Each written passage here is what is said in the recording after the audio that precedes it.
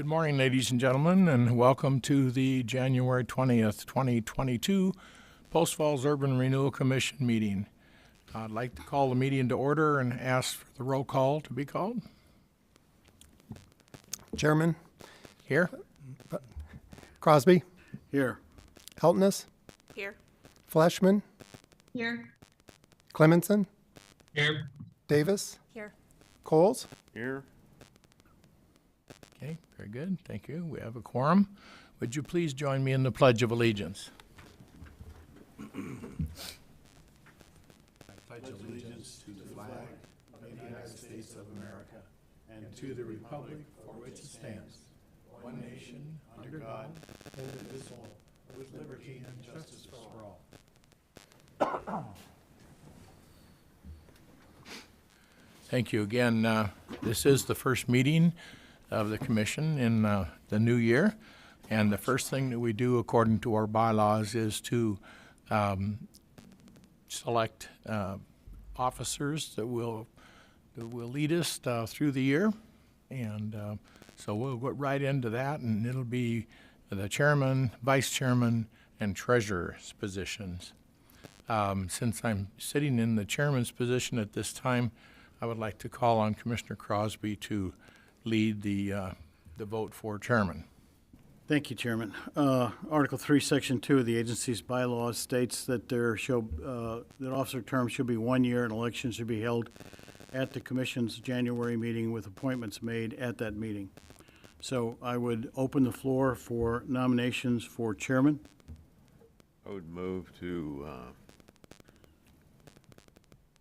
send Jerry Bolsell's name forward for chairman. Been moved by Commissioner Coles to nominate Jerry Bolsell as chairman. Is there a second? I second it. Seconded by Commissioner Jeltness. Jeltness, sorry. Are there other nominations? Are there any other nominations?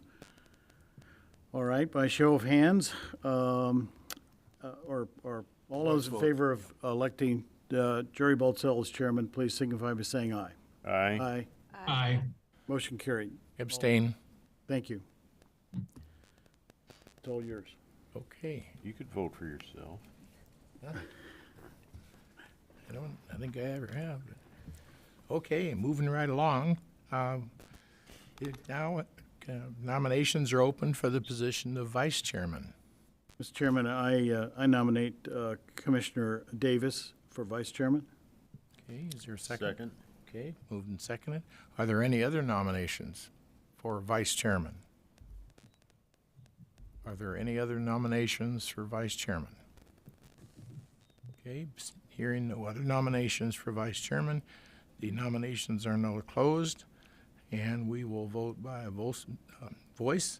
All in favor of approving Commissioner Davis as vice chairman, say aye. Aye. Aye. Aye. Opposed, same sign. Motion carried. Congratulations. Okay, next one is the treasurer position. Nominations are open for the position of treasurer for the commission. I would like to nominate Lynn. Okay, is there a second? Second. Moved and seconded for Commissioner Crosby to be the treasurer. Are there any other nominations? Are there any other nominations? Hearing no other nominations, the nominations will be closed, and we will vote by voice vote. All in favor, say aye. Aye. Aye. Opposed, same sign. Motion carried. Can we say something else? Nope. Oh, okay. Okay, good. Congratulations to everybody. And so our chairman will be myself. Vice chairman is Jamie Davis, and treasurer is Lynn Crosby. That will run through the end of December of this year. Okay. I don't know any other ceremonies, appointments, or announcements, although we do have a new commissioner, but she's been here with us at the last workshop and earlier in January, but I'll introduce her briefly Anyway, it's Melissa Yeltness. Jeltness. The Jeltness. H is silent. We'll get it yet, Jeltness. Anyway, welcome aboard. Thank you, Glad to thank have you. you here. And so we'll move on to conflict disclosures. Are there any commissioners that have a conflict to disclose on anything that will be brought up on this agenda? Chairman, I have a conflict with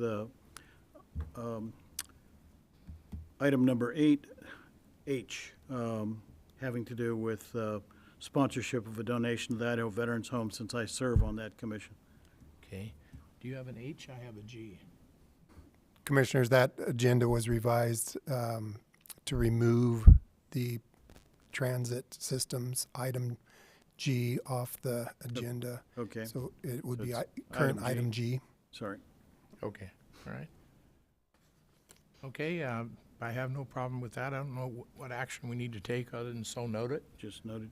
Although would not be allowed to vote or try to sell a situation, but I believe that he certainly would have, because he is an expert in that area, if there's any comments or questions that come up, that he'd be happy, I'm sure, to answer them or speak to them. Right. But we'll wait till we get there, but I appreciate you doing that. So will you note that in the minutes, that we do have a conflict to disclose and what that is? Okay, let's go to the consent calendar. Our Chairman, Executive Director. Commissioners, good morning. Item A in the consent calendar is the commission meeting minutes, December 16th, 2021. Item B is the Finance and Policy Committee meeting minutes from December 29th, 2021. Item C is the commission workshop meeting minutes, January 11, 2022. Item D is the payables for this month totaling $17,525.35. Item E is the bank activity report, which shows total funds in all accounts of $1,943,127,000.49 and accrued interest for the month of $94.86. Item F is the financial reports as of December 31st, which includes the first quarter budget versus actual. Your approval of the consent calendar will authorize the transfer of $17,525.35 to the First Interstate checking account for the monthly payables and $94.86 accrued interest to the general fund. Mr. Chairman, I would answer any questions. Okay, thank you very much. Is there any questions on anything on the consent calendar? Mr. Chairman, I would note for the commissioners, the unpaid bills detail. The DeVries bill is for shredding files that had expired. That was the only question. No, I didn't have a question. That was the only matter I thought needed to be explained. Okay. Any other questions? Anybody? Move to approve the consent calendar? Thank you. Is there a second? Second. Let's see. Do we need voice vote on that one? We're not That's approving. fine. Yes. Okay, all in favor say aye. Aye. Opposed, same sign. Motion carried with the consent calendar. Thank you. Committee updates.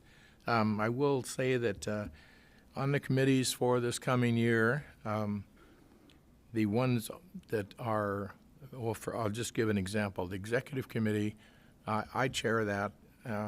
The Finance and Policy Committee, the Treasurer, which would be Commissioner Crosby, chairs that. Communications, Property, and Personnel would be Commissioner Davis as our Vice Chair. And Colin, would you continue to work as the Chair of District Review? Sure. You do a good job with that. I especially liked your analysis of the that you did for your team for the strategic planning session. That was excellent. We'll be adding additional members of the commission to the various committees, and if you have a specific one that you would really like to be considered for, let us know. Otherwise, we'll assign people as such in the next couple of weeks and let you know what that is going to be. Okay. Is there any updates from any of these committees? Mr. Chairman, the Finance Committee had a busy month. We reviewed all of the financial reports for December that you've just approved. We also had an extensive meeting of the Finance Committee. We met with the Auditor, we reviewed the audit, we reviewed and made some changes to the management discussion and analysis statement in the audit, and we also reviewed the governance letter. But it was most of the work was associated with just our review and approval of the audit. Okay, I have a question about that. The issue having, excuse me, having to do with tax increment reimbursements. That they were showing it differently on the city. Excuse me. Then we were on our books that looked like it was resolved. The question of accounts payable and accounts receivable, as shown on the city's books and the commission's books, was resolved. The auditor was very helpful in helping us through that discussion, and we also met with the city finance director, who was also very helpful. Excellent. Very good. Thank you. Any other questions on any of the presentations? Anything new on district review? No, sir. Okay. And did you have anything you want to share? Okay. Excuse me, I got a dry throat today. Citizen comments. This section of the agenda is reserved for citizens wishing to address the commission regarding an agency-related issue. Comments related to future public hearings should be held for that public hearing. Persons wishing to speak will have 5 minutes. Is there anyone in the audience from the public that would like to make any comments? Okay. Unfinished business. Is anybody aware of any unfinished business that needs to be dealt with? Okay. Moving on to item number 8 under new business. Let's step right into the audit presentation. Thank you, Chairman. Brian Scholl from the Anderson Brothers CPA will present the fiscal year 2021 annual audit. Hello, can everybody hear me okay? Yep. Yes. And I don't know if you can see me or not, but I thought I'd turn the camera on at least for this. So I apologize, I'm not there today. One of the most rewarding things of doing these audits is meeting in person, and my daughter tested positive this week, so I thought it might be best to stay home. So I appreciate you having me here to present. And I know Commissioner Crosby in his report discussed a little bit about the process of the audit and the district reconciliations. And so what I'd like to do is do kind of a standard presentation over the audit, and then open it up for questions at any time during, after. But I'll try to keep it brief. It'll be similar to last year's. So what I'd like to do first is have you turn on the bound financial statements. Turn to page 1. It's a few pages back with our letterhead at the top. This is the primary document that we issue after performing an audit. It's the independent auditor's report. So what I'd like to do is just kind of go over overall what an audit is, what the responsibilities are, and the opinion. So overall, as a government agency in the state of Idaho, you're required to have an audit by an independent party, CPA firm. And as you go down this auditor's report, just in summary, our responsibility is to, the agency's responsibility is to present financial statements to be audited. Our responsibility is to perform our audit within generally accepted auditing standards and provide our professional opinion that these financial statements are fairly stated within the Government Accounting Standards Board regulations. And just to kind of cut to the chase, the bottom of page 1 there, the opinions, the the audit, we issued a clean opinion, or what's called an unmodified opinion on the financial statements, where we think, based on our audit, we give our opinion that these are fairly stated within Government Accounting Standards Board regulations within a material amount. So similar to prior years, it's a clean opinion, which is good. And then there's also a report in the back that we'll get to here in a moment regarding internal controls. What I'd like to do is just kind of let's flip through the auditors, the bound copy you have there. After the auditor's report, there's the management's discussion and analysis that Commissioner Crosby mentioned earlier. What this is, it's management's view of, it's a narrative, and it's in a prescribed format, but it's the agency's narrative on the changes that happened during the year, transactions that happened during the year, and ending balances. So that's what that is. You can scan through there.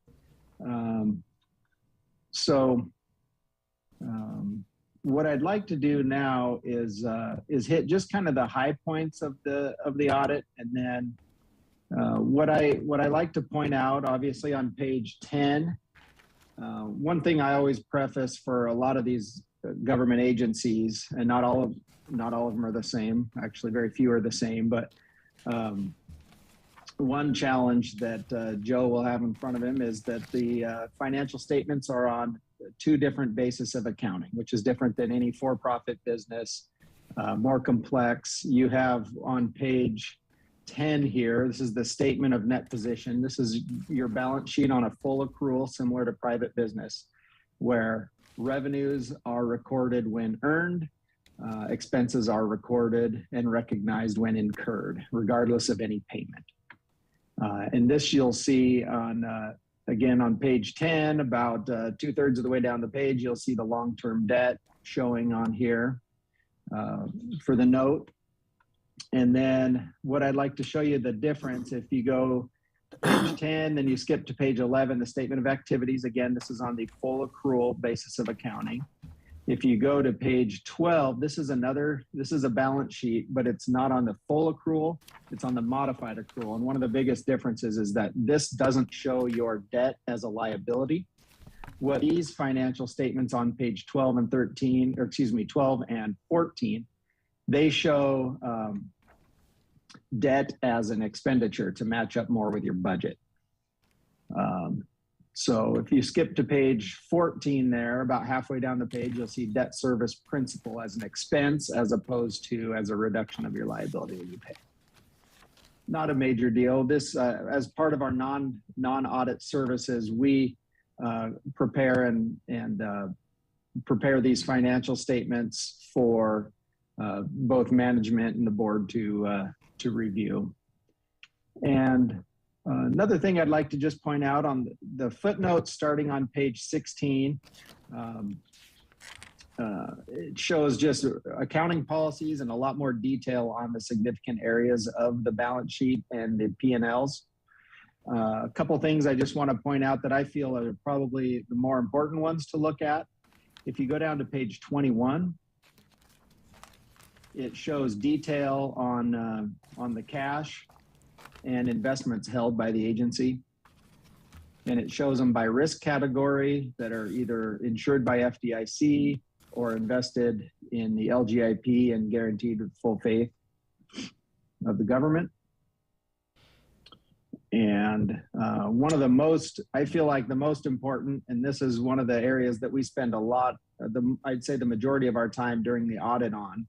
If you go to page 23, this is a description of each district and the status as of September 30, 2021.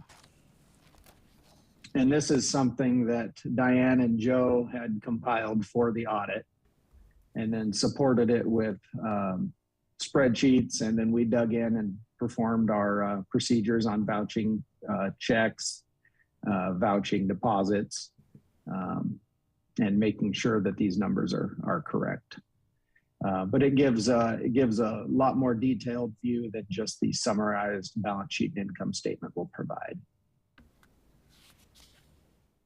And then finally, at the very end of the book there, the second report on our letterhead, second to the last page, 35 and 36, is our auditor's report on internal control.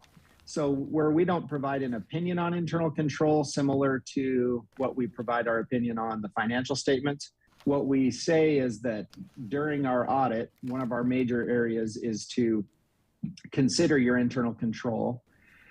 And we consider your internal control to determine our audit procedures, and any other areas of the audit. And what we do at the very end, this is required by for government audits, is we give kind of our negative assurance that we considered your internal control, and during the course of our audit, we did not find any material weaknesses. And so that's also the highest form of letter we can issue over the internal controls as well. And I'll say a lot of this has to do with, and I know you're all familiar with segregation of duties. You're all familiar with, the term internal controls. So I'll just let you know what we're looking at with a small organization is that oftentimes there's always a risk, but there's oftentimes a heightened risk when one person does too many of the functions between initiating transactions, recording transactions, authorizing transactions, reconciling transactions. In any of those procedures, if one person is involved in more than one or too many of them, that heightens your risk for internal control weakness. And so one of the things that we look at is obviously with one person, or two this year, but with one person in the office, we want to make sure that there's adequate involvement by the board to watch and over the transactions and financial reporting and authorizations. And so one of the things we do, we have conversations, I know during this audit in particular, with Commissioner Crosby, Commissioner Clementson about these things. And one of the questions I asked with Commissioner Clementson, and I always ask the boards on all my audits, is, do you feel like you have adequate access to oversee? And just with the transactions that we tested, the interviews that we performed, the meetings that we attended, we feel really comfortable that that the board is adequately involved and definitely reviews transactions and authorizes transactions, signs checks.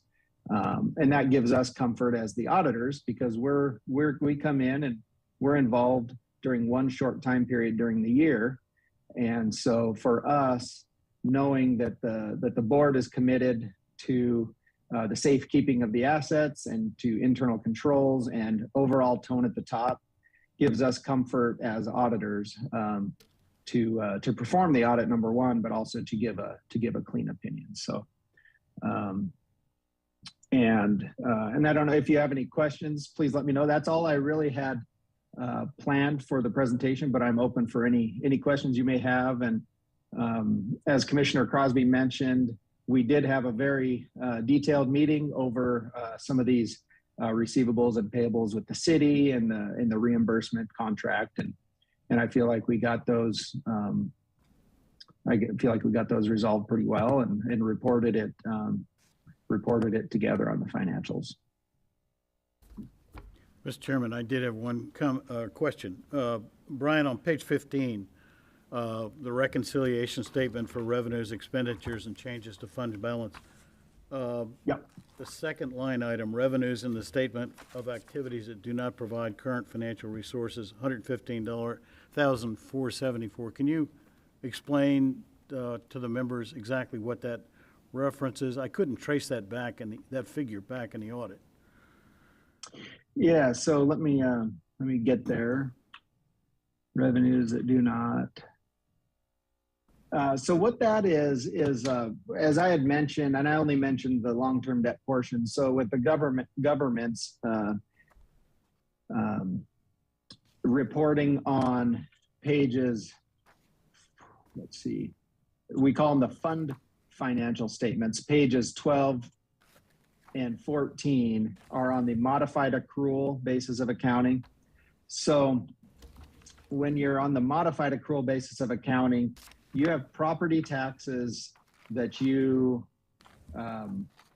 property taxes that have been levied but not collected yet as of year end. So they're sitting there as a receivable. And if the organization does not receive them in 60 days after year end, they are deferred and not recognized as revenue on the income statement on page 14. So some of those are sitting as deferred revenue on the modified basis of accounting.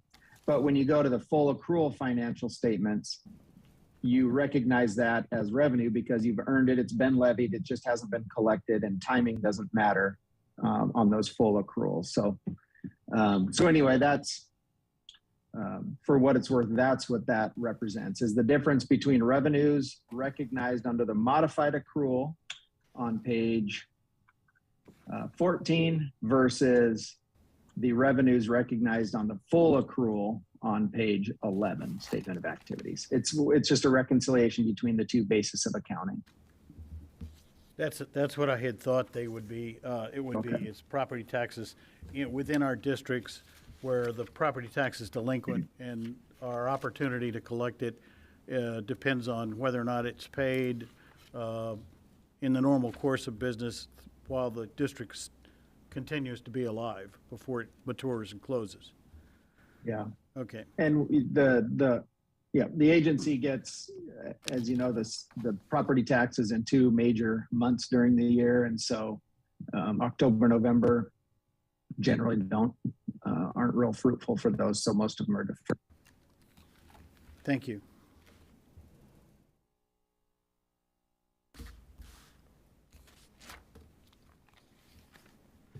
I had no further questions. I just want to make a comment that I appreciate the excellent work that you and your firm are doing on behalf of Urban Renewal and making sure that we're doing all the things that we should be doing correct and make any suggestions that are important along the way. It helps us. We have an open book, and it helps us to feel comfortable that what we're doing is correct, and because we're obviously not handling our money, we're handling the community's money. So we try very hard to make sure that through leadership from Commissioner Crosby and his team, make sure that they're watching the clock, so to speak, really well. I appreciate your nice comments in there. It hasn't always been that way. Years ago, we always had room for improvement, and I'm sure we still do. But I just appreciate the kindness and genuine comments that you did make. So thank you so much. All right. Thank you.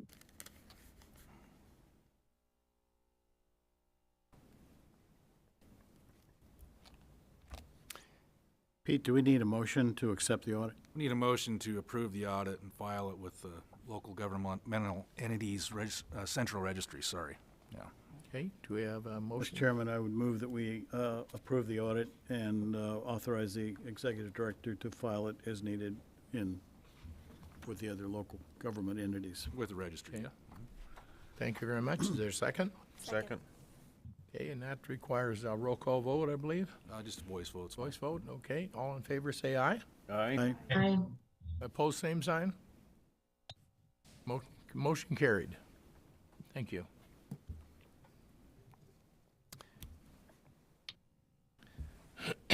So Chairman, as in the past, we will need a motion to authorize the 2022 elected officers as authorized signers for all financial transactions, including checking and savings accounts and bank certificates of deposit, real property transactions, and authorize Executive Director Joseph Johns to have access to all account balance and month-end statements, information for internal funds management purposes.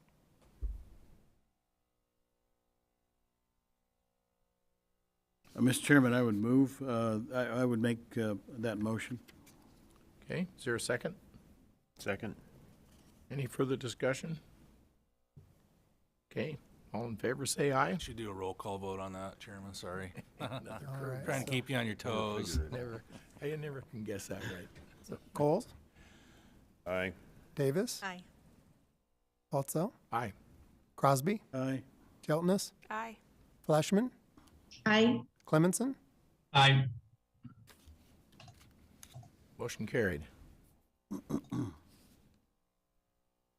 Okay, next coming up is the agenda shows C and a D. We're going to do D first and then C second at the request of the presenter.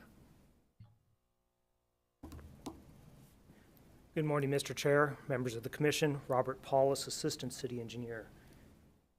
Just a second here to get to the right slide.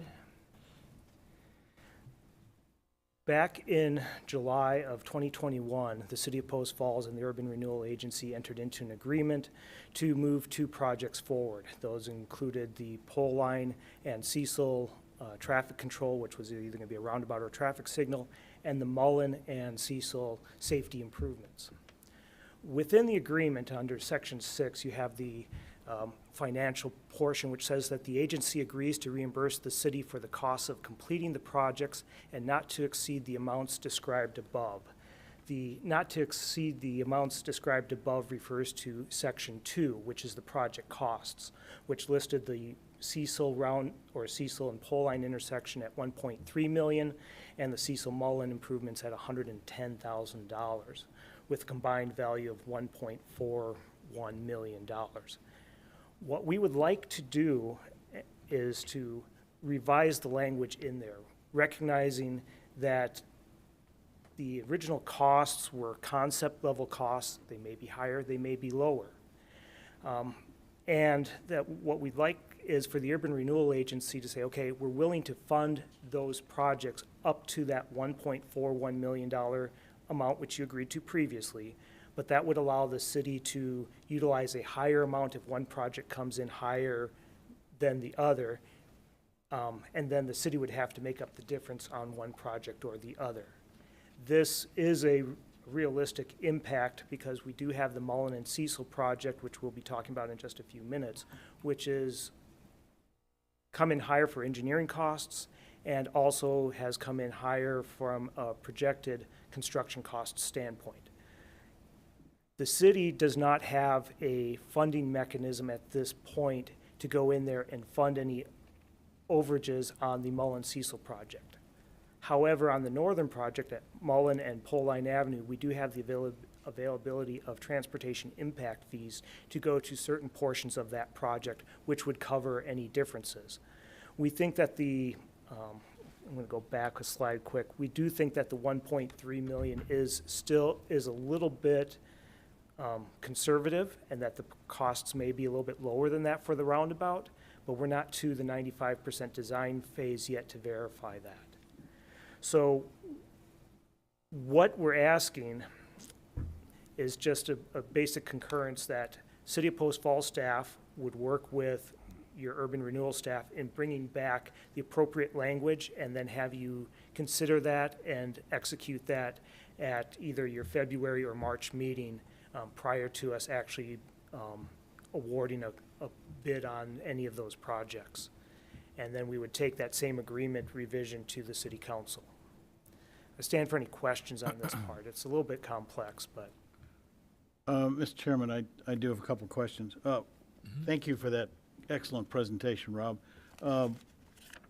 Both, and I'm asking our attorney too, by doing this and your explanation that the Mullen and Cecil improvements are potentially, no, it's Cecil and Pole Line, isn't it? Improvements are coming in at a higher projected cost than they were anticipating. We have the assurance that both projects will be completed, correct? That is what we're working towards, yes. We have a time frame within the agreement that says we need to submit to you by the end of August what is going to be reimbursable. I do have JUB engineers here, and I did talk with them earlier this morning. The project on Mullen Avenue, within the 3-month window for construction, if we're looking at starting construction the beginning of June, is really doable. The project up at Pole Line and Cecil, Pole Line and Cecil Road is a really tight time frame. We're looking at building a $1 million roundabout in 3 months. The school district does not want us to start with that project prior to school getting out for the summer, and they want us to have that project done prior to school starting in the fall. We do think it is a really tight window to build within, but we can get the contractors to do that. We do have the opportunity that we can put that in the specs that this is the date it needs to be done by, recognizing that we have our agreement with you as to when we need to get reimbursables to you by as well. We do know that this district closes this year, and that's a lot of the tightness on your budget as well as ours. So we can put that into our construction agreement that this is the date that needs to be done by. Part of the risk to us as a whole on that is if you need to get something done a little bit faster, sometimes it costs a little bit more. I see. And city council can weigh that when we bring a bid back to city council for potential award. If it's too high, we may have to consider what we're going to do. At this stage, we are pushing forward with the roundabout at Pole Line and Cecil. I don't think that we could switch to a traffic signal because right now, in the market, the way it is, traffic signal parts are anywhere from 9 months to over 12 months out. And that's just a reality of the world that we live in right now. So the roundabout is a way to address this based on your current. That is correct. How did the roundabout play in the public arena when you had the various options available? We had a public open house back in November for Right. that project. We only had about 12 members of the public who showed up. We sent out for that one, well, including the Mullen portion, we sent out about 300 mailers to people and businesses in that area. We didn't receive any negative comments from the roundabout. In fact, the property owner in the southeast corner, he's ending up with a roundabout right there on his driveway approach, he was very supportive of it. The school district was very supportive of the roundabout. We've had discussions with the Federal Highway Administration because early on, one of our concerns was which is going to operate better in the vicinity of the school where we have a lot of pedestrians. Traffic signal or roundabout. FHWA in their safety department, their recommendation was work with the roundabout as much as you can. That would be the preferred option. So we're comfortable with that. We do need to get rights of way, which the school district has agreed to grant it. The church up in the northwest corner of the property, we were working on some development which would have had them donate it. We're now looking at purchasing that in discussions with the church. They are in favor of it. We're just working out the details. I think we can get that right-of-way acquired in time to still meet our budget, or not our budget, but our schedule of advertising in March and being ready to award projects in May and be under construction at the beginning of June.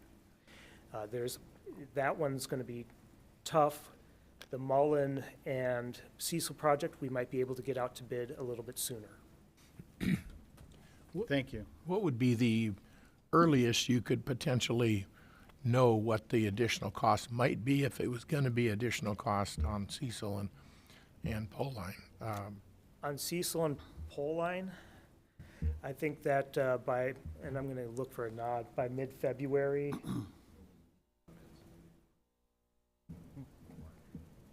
March, we would have a better feel for if there's going to be additional costs on Pole Line and Cecil. And we would also, if that was going to be the case, we'd come back to you, let you know where that was at, and also how we have that taken care of from a funding standpoint.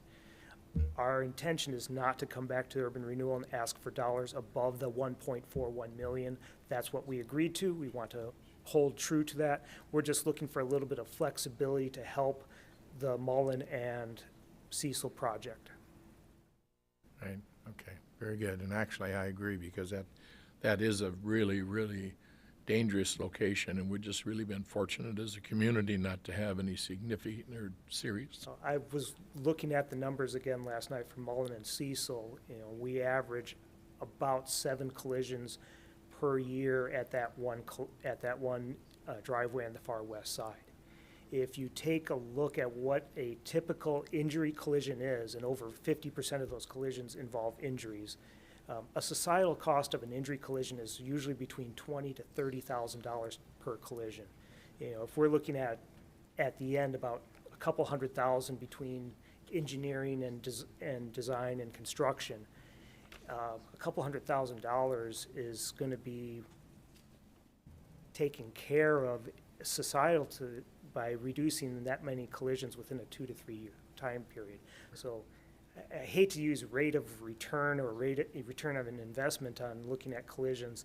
It seems sickening to talk about that way, but there is a little bit of that reality too. It's a valuable project. It's going to help people stay safe, keep their jobs, and be with their families instead of being in the hospital hurt and dealing with the financial burdens that way. Sure, good, thank you. Any other questions or comments? Thank you, Rob. That was an excellent presentation. Yes, I thank you so appreciate it. much. You're welcome. Mr. Chairman, I would move that we authorize our executive director, or, no, I would move that we approve the first addendum to the memorandum of understanding as proposed. Second. Moved, seconded, any further discussion? If not, roll call vote. All right. Clemenson, Aye. Coles, Aye. Davis, Aye. Waltzel, Aye. Crosby, Aye. Fleshman, Aye. Jeltness. Aye. Motion carried.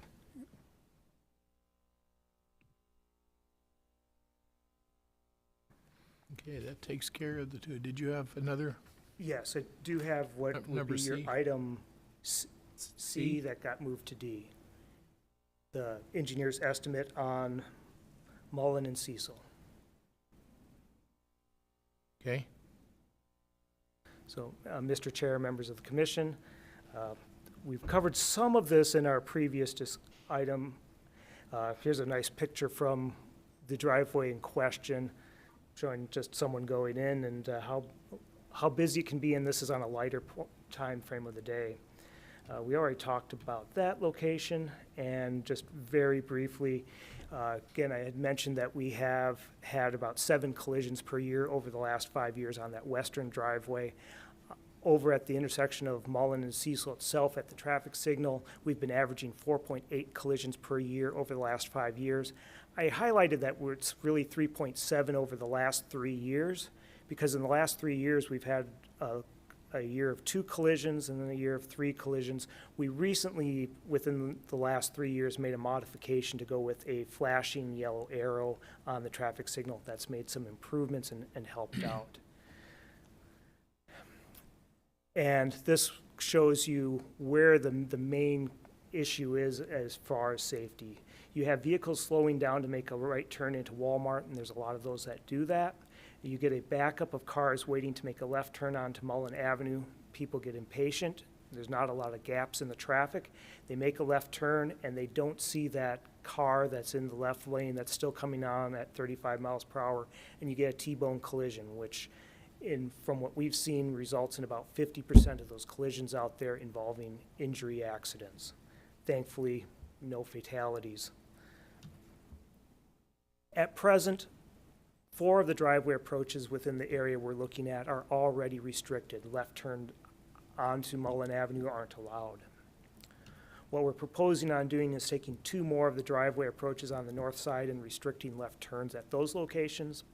And then the entrance to the Walmart and Burger King site, we would change that to a 3/4 turn movement. That means we allow left turns into the Walmart site, just as they're done today, right turns from Mullen into the Walmart site, and then leaving the site, you'd only be able to make a right turn. In order to accomplish this, we would be putting in and constructing curb and gutter and putting in a new median island on the far west end, and then we'd be modifying the existing island that's further to the east to handle traffic volumes predicted between now and 2030. Part of the extra engineering costs we did in this was we did go out and we collected current traffic data, looked at growth in the area to make sure there wasn't modifications that were needed at the traffic signal. One thing we didn't want to do was change the traffic patterns in this area and then all of a sudden increase the collision rate or congestion rate at the traffic signal and end up just moving the problem somewhere else. JUB Engineers has been working, and we have done a 95% plan review on this project. The plan shows specific details as to how to construct the concrete curb and gutter, new roadway signage.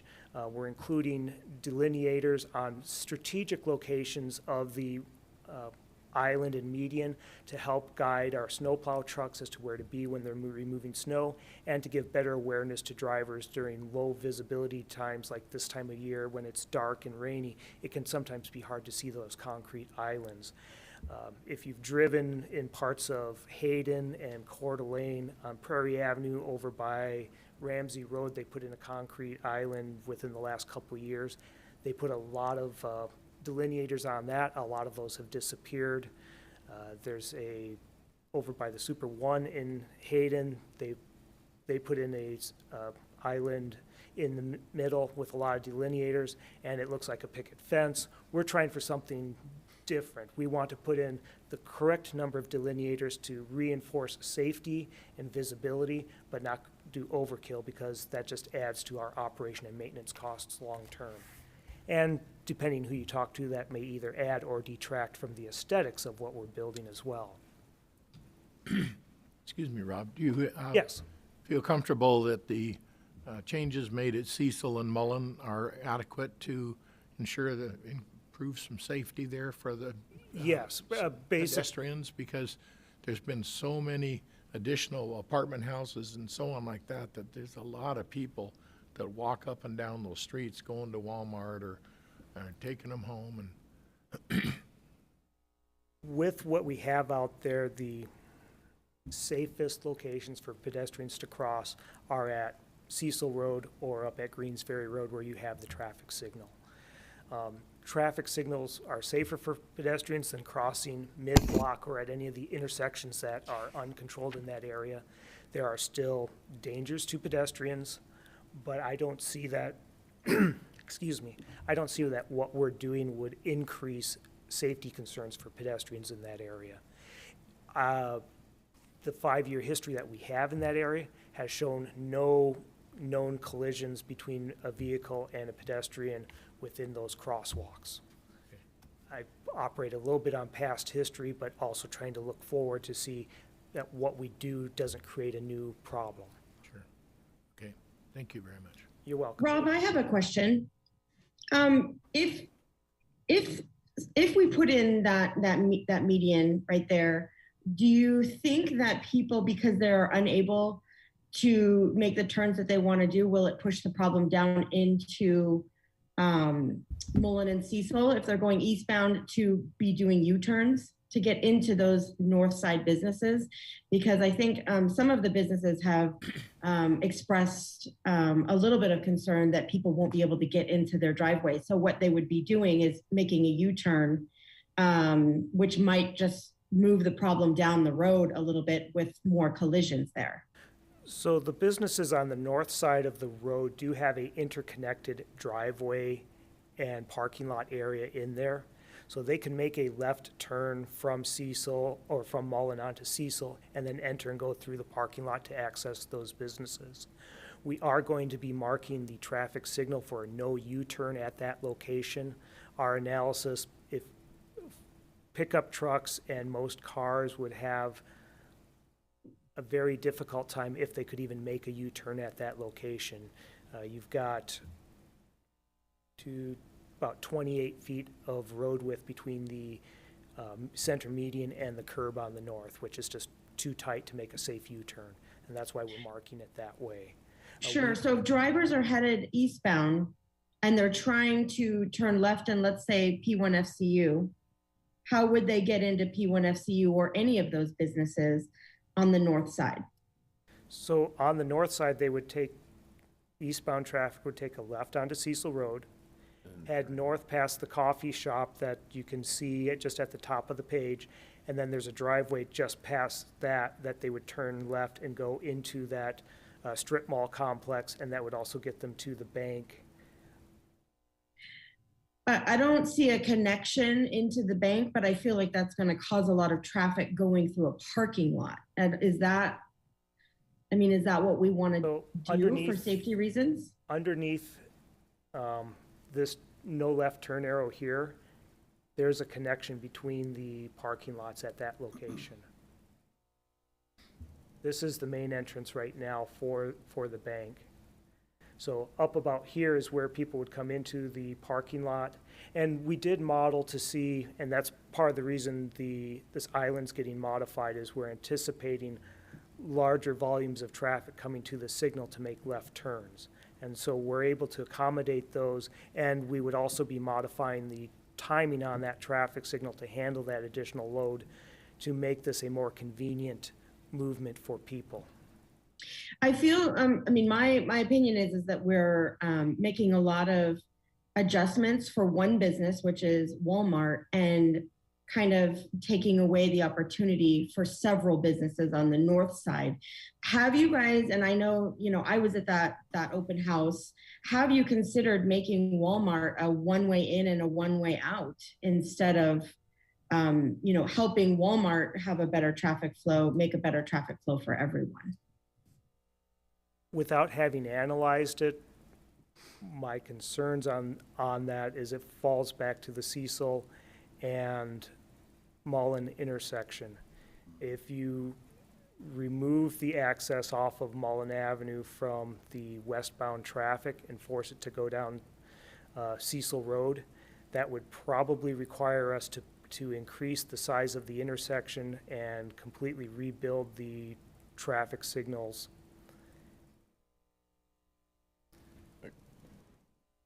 I have one comment, Mr. Chairman.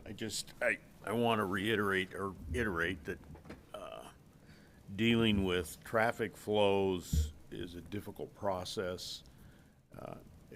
In my opinion, it becomes a highly educated guess, but the city of Post Falls has done an excellent job of encouraging shared access, and so I believe this solution will solve the majority of the problems. Will there be some unforeseen that arise? That's a possibility, but I think this is a very good solution.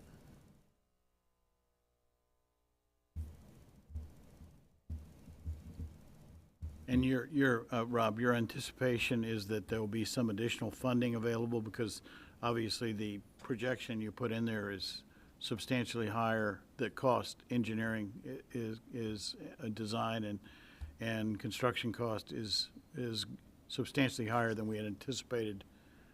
Yes. In this memorandum, which we just amended.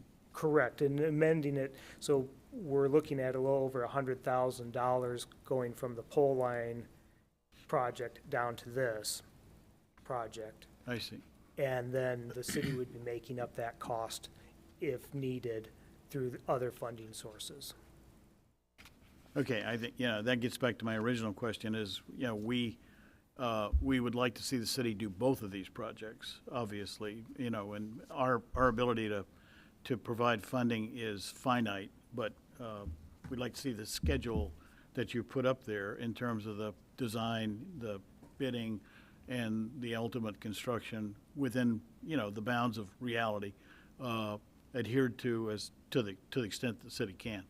And per my discussions with my consultant this morning, I think we are realistically ready that we can get things bid and awarded so that we can start construction the beginning of June. To me, that's critical to hit that June date. It's a tight window to build, but I'm also trying to be respectful to the school's operations at the same time at Poline and Cecil. Mullen, I don't see this as a 3-month project down at Mullen. But the sooner we get in there, get it done, the better. And we're not being asked for any action on this, are we? No. No, this is just to present to you Thank where you. we're at with the project And our agreement said that we would show you what the 95% engineer's estimate was, which is at $124,000. And that includes some contingency in that as well. I'm optimistic that we shouldn't be getting into the contingency on this Mullen piece, because the Mullen piece is a fairly straightforward project and doesn't have a lot of complicated parts to put in. Thank you, that answered my Thank you. question. Appreciate it. No, we can't do that. Any other That's not an questions or interest there, Lon? No, I just have a comment. I just appreciate the great communication and keeping everything transparent and keeping us up to date on the project. That's You're welcome. appreciated. Absolutely. Thank you. Okay, Centerpoint. Commissioners, this second addendum pertains to the eligibility for tax increment reimbursement for the construction of a street extension as shown on Exhibit A of the addendum. This extension was brought to, I don't have an example of it other than it's attached to the MOU, third page of the MOU. This extension is for the street that passes in front of the Maverick station Oh, yes. and currently terminates just at the property boundary of the Maverick station. That street will extend around and connect to existing street work there in the district. That, isn't it, that, doesn't that street provide just access in and out for housing opportunities that are potentially going to go in there? We met with the developer proponent in that district a couple of months ago. The extension of this street is intended to serve a number of businesses that are looking to locate along that thoroughfare. Okay. Okay, thank you. Yeah, when I look at the schematic, it appears to me that the housing is further down, and the extension that we're talking about is that loop right there, which, and this looks like retail or commercial right here. Is that accurate? Adjacent to the I-90 freeway? Yes, yes. And the housing would be down here. So we're not I think so. subsidizing Gotcha. residential development. Yeah. My only concerns on this, do we have an estimated cost for this? They'll be submitting that after the agreement's signed, just like they Okay. did with the shared sewer, the lift station improvements with Expo. And- They submitted their estimate of probable cost after the OPA was signed, and the addendum actually states that that'll become part of the agreement once they submit that. Okay, and in the addendum, do we need to have them again acknowledge the timeline for the district closure and a specific date, such as we have in the arrangements with the city for submitting all required requests for approval? Like, Well, that's in the original OPAs In with there? point partners, and Okay. the addendum says that all other terms that aren't modified by the addendum are still in effect, so those will continue. okay. I don't know, do we have a specific date that, similar to the one we just approved for the city? We basically said, the request for reimbursement has to be submitted by August, which gives us the time to then process the application made for repayment and. Well, the OPAs with point partners basically state that the projects have to be completed by the end of the termination date of the district in order to be reimbursed. I think that's what the standard language back then was. Sure. We didn't have the pre-submittal language in those old OPAs. Yeah, I guess the point of my question is using this as the opportunity to now put that in. Put in the date, by which, so that we all aren't scrambling at the end of the day. We We ha- could definitely do that. We could definitely add another provision to that That's. and put yeah. this off, and we could just approve a revised version of this next month or at the workshop. I think is it next week? Yes, next Thursday. We could do that. I think that I would, could have something drafted up Week by from then. Thursday. that would assist clarification of the document and also the staff. Kill two birds with one Or stone. 2 weeks. basically. I can do that. Good, that sounds good. So we won't take action on this today, then we'll just defer it till next week. Okay. Thank you. F, Policy 7, Revision and Second Addendum. This item is for the approval of the revisions made to Agency Policy Number 7 and a second addendum to Policy 7 as discussed by the Commission at our January 11th, 2022 workshop. Okay, any Mr. Chairman, questions? Go ahead. I think this is an excellent revision. I think, we worked long and hard for several years. I know Colin was directly involved in terms of our reimbursement process, and I think this offers us that opportunity. I think we're going to see many, many more of these kinds of questions of priority and questions of actual reimbursement certainly in the downtown district and potentially in the Pleasant View district. So, I think that that this is an excellent addition to the policy that we have, and will require us essentially to do some math. If somebody comes in, like we have a pending application that has 107 units, 100,000 square feet of residential and 12,000 square feet of commercial. We'll have to set up a formula to do that, but this lays out why that formula makes sense and what we would reimburse under that formula. So I'm very much in favor of approving these changes. I agree. You making a motion to that effect? I will make a motion. Okay, is there a Thank you. second? Second. Okay, moved and seconded. Any further discussion? Okay, seeing none. All in favor say aye. Aye. Aye. Opposed? Same sign. Motion carried. Thank you.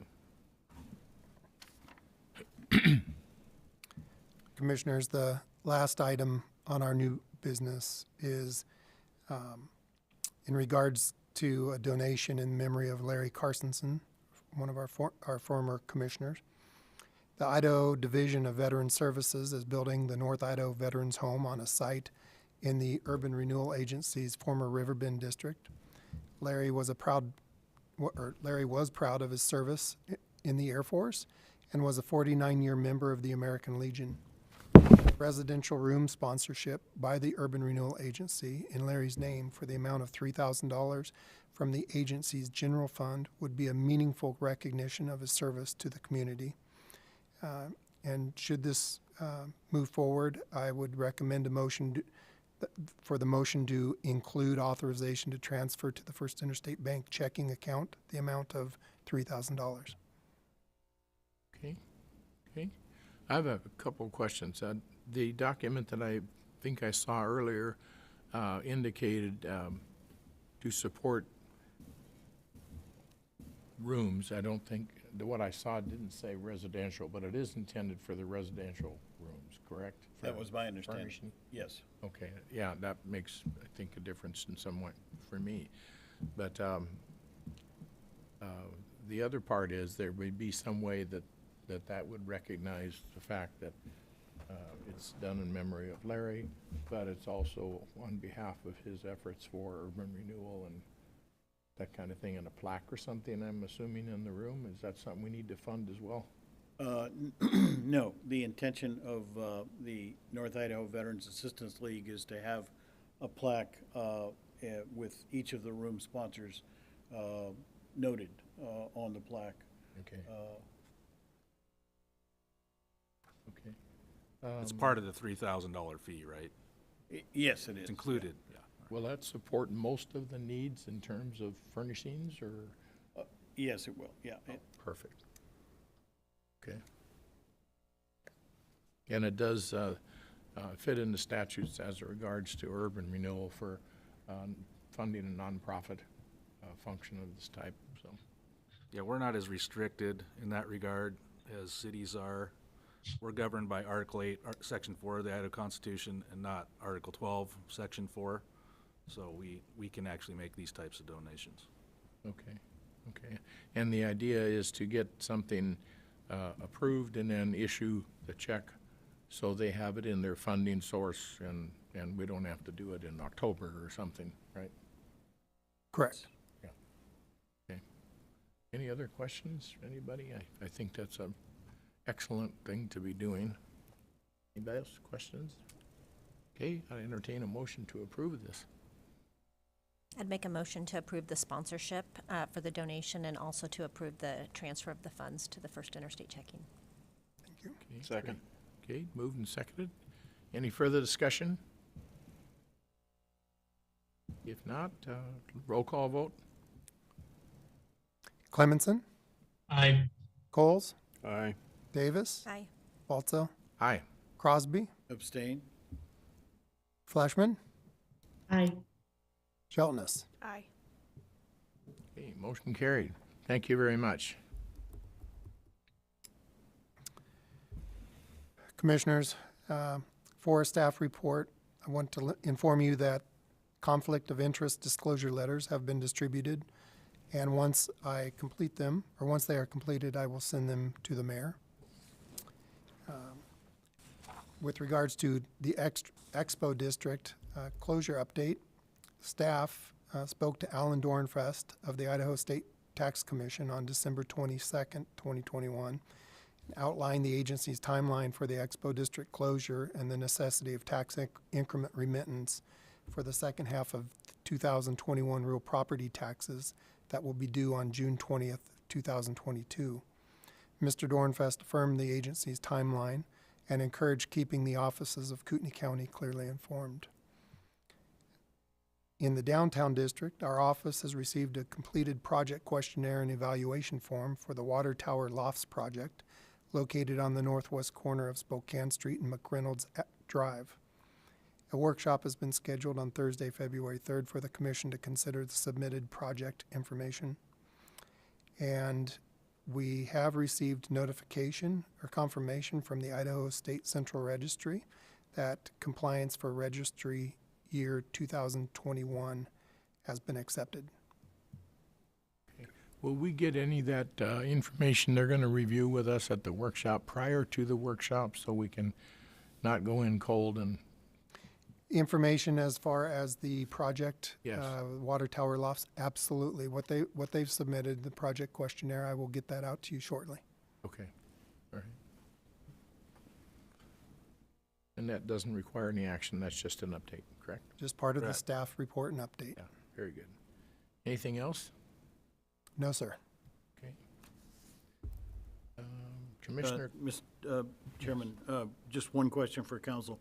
How are we doing with the discussion about the owner participation agreement with the folks in the Pleasant View district? It's still in the works. They Are they we moving responded. it? They Are we responded. moving ahead? Trying to. Yeah, Okay. they responded to us after our meeting last week via email, and I responded back earlier this week, and so they're digesting that, reviewing the agency policies. So, yeah, it's still in the works. It was supposed to be approved today, but it's obviously not on the agenda, so we're still working with them to get that in a final form for approval. We're missing exhibits. They haven't submitted certain exhibits, and some other issues, but, yeah, we're trying to get it done as soon as possible. Thank you. Appreciate that. great, I appreciate you catching and working on the OPA so that it is not in something that can be adjusted by any proponent whenever they feel like it. Right. So, appreciate your work on that. Okay, anything else, commissioners? Just welcome to Commissioner Jeltnes. Thank you, thank you. Did I say that right this time? Yes, you did. All right, I've got it knocked. Okay, Maybe not next time, but this time you got it. that's right, this time. Yeah, we're glad to have you on board. Hope Thank you. enjoy it. Don't be afraid to say anything or ask questions or whatever, and we're glad to have you on board, and congratulations to Jamie on her approval, and you do a good job. You will do a great job. So, and I don't have any other comments. It is tough to lose commissioner at any time, but, and we've lost several since I've come on board, but Larry was really dedicated to urban renewal in many ways, and also his participation in the veterans programs, and I think being able to do what we're doing with the veterans home is a very, very nice gesture, and one that shows the heart of the organization and the community. So thank you all very much for that. And if there are no other comments, anybody online out in the Zoom world have anything you want to say or ask? They all went home. No? Nope, not here. Okay, thanks for joining us. Appreciate it, and hope all is well with everyone. And I'd entertain a motion to adjourn. So Move to moved. adjourn. Okay, moved and seconded. All in favor, say aye. Aye. Aye. Aye. Both same sign. We're done. Thank you all.